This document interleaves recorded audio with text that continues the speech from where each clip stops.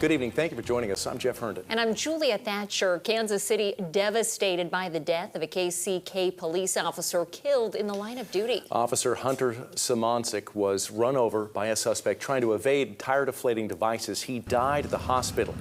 The community's second law enforcement officer in a month to die on the job. And tonight, the law enforcement community mourning the loss of Officer Simoncic.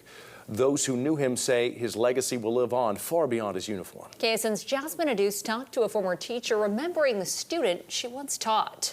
Elizabeth Merrill taught Officer Simoncic when he was in kindergarten. Merrill shared memories of him long before he wore the badge. She remembers him as having a big heart. She says it's important people never forget his drive to make a difference. He talked about how he felt about how he could change the world. Fallen Officer Hunter Simoncic left an impression on those around him. I got my first teaching job and he was my second class I ever had.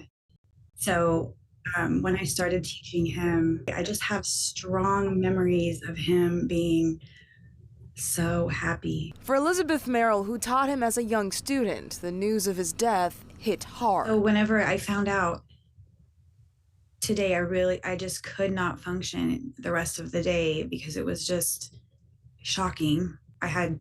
It was hard to even believe it was true. Merrill says those traits carried into his career as an officer, a role she believes fit him perfectly. I just think his family and everyone who knew him would want him to be remembered as someone who cared deeply for others and he wanted to make the world a better place. Merrill says her former student will always be remembered, not just for how he died. It's heart-wrenching. But for how he lived.